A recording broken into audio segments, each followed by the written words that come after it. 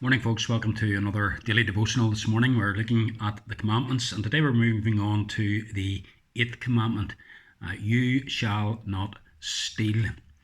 This is one of the commandments that's drilled into us from a very early age. We learn that stealing is wrong.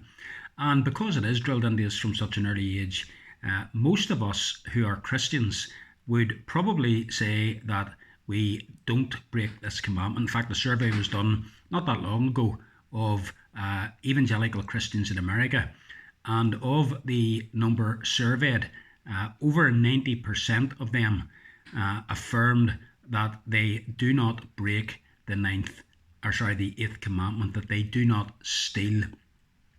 I would suggest that they probably don't understand the full implications of what it means to steal, because if they did, it would be more than 90% would admit that they do steal. And as we look at this command over today and possibly tomorrow, we're going to see that that's the case. I heard an amusing story about a Sabbath school teacher who was teaching her class the commandments, and she came to the 8th commandment, and she said to her children, "Now, boys and girls, if I was to put my hand into the pocket of a man without him knowing and take his wallet and spend his money, what would that make me?" And of course the answer should have been a thief.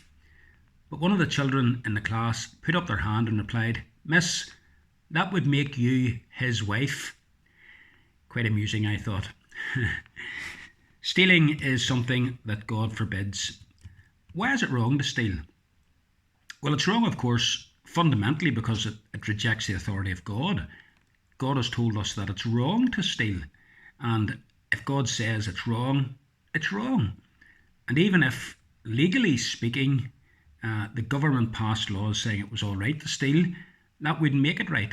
It would still be wrong in the eyes of God. We steal for different reasons. Fundamentally, we steal because we're not happy with what we've got. And that theologically means that we are dissatisfied with God's provision for us. We want more than what we have. We're not satisfied with what God has given us.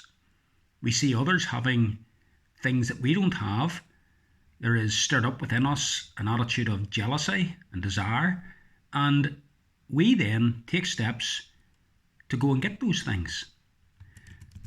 Another reason why we are in danger of stealing is because stealing is not just an act of rebellion against the providence of God, it is taking to ourselves that which belongs to others.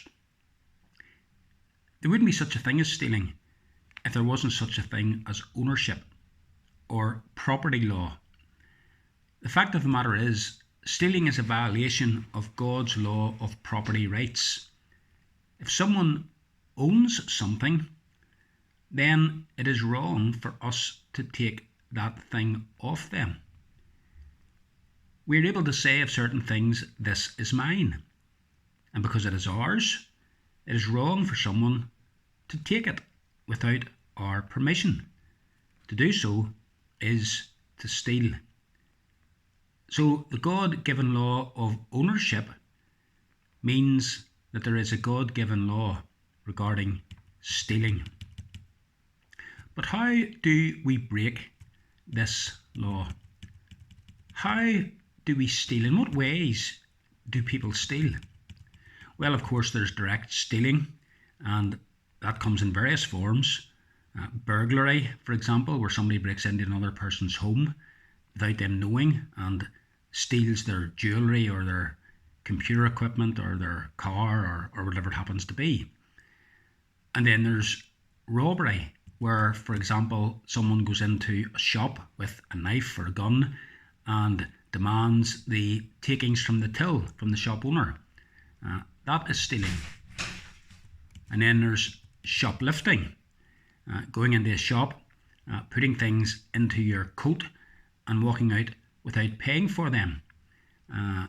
According to recent statistics in the UK, It's estimated that every day around 500,000 people shoplift goods to the value of about £10 million. I mean, that's an enormous amount of stealing that is going on.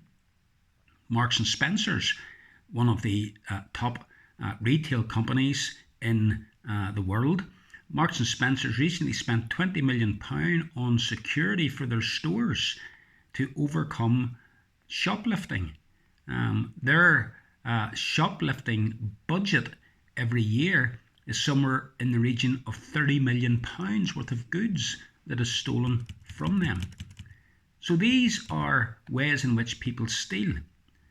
And of course, as Christians, we think to ourselves, well, I'm not guilty of that. But let's step back and ask a few questions. Some of our young people, have you ever taken money from your parents without them knowing? That's stealing. Doesn't matter that the sum of money mightn't be very much, 50p or a pound coin, it's still stealing. What about taking supplies from the place in which you work for your own personal use? This is something that is very prevalent in the building trade, for example. I worked in the building trade for 4 years, and every day items were taken off-site to be used for homers at night, and it was just thought, it's only a bit of wood or it's only a bit of piping or whatever, but it's actually stealing. People also take souvenirs, in quotation marks, from hotels that they go to. People go on holiday and they decide that they will take towels home with them, or they'll take coffee pots, all sorts of stuff. Unbelievable. One hotel reported in its first year of business that they had to replace 38,000 spoons, 355 coffee pots, and believe it or not, 100 Bibles. 100 Bibles. You've maybe heard the story about the little girl who asked her mother what her name was before she was married. And the little girl was asked that, and she replied, I'm not sure, but I think my mummy's name was Radisson. At least that's what it said on her towels. So there's many different ways in which we can steal. As Christians, of course, we would think, well, we're not guilty of these sort of things. But what about deceitful stealing? As Christians, we are very tempted to fill in figures in our tax returns that would result in us not having to pay as much tax as we should. Dishonest tax returns are stealing from the government. Or if you're filling in a form for subsidies and grants, again, giving misinformation in order to get the grant or to get a higher grant is stealing from the government. Giving a false age when you go on public transport in order to get cheaper fare is stealing. Padding out expense accounts for your employer is stealing. Failing to pay a fare on public transport is stealing. Not giving a full honest day's work to your employer, having unauthorised extended tea breaks or lunch breaks, or sitting surfing the internet in company time, or phoning in sick to take a sickie when you aren't actually sick, all of this is stealing. Insurance fraud, making a claim for some item that has been stolen or some item that has been damaged, and making out that the cost of the item was more than what perhaps you actually paid. These are all ways in which Christians can steal.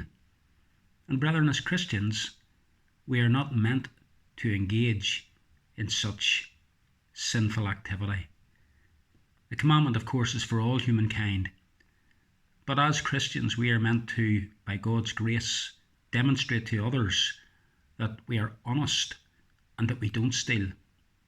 So let's examine ourselves, let's examine our hearts, let's examine our practices, and let us see if we have been guilty of breaking this command, and if so, let us go to God, ask for forgiveness, and pray for the help of the Holy Spirit to be more honest and not to dishonour God.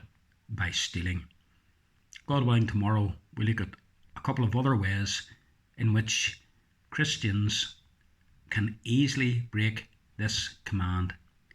May God help us as we think about this today. Have a good day, folks.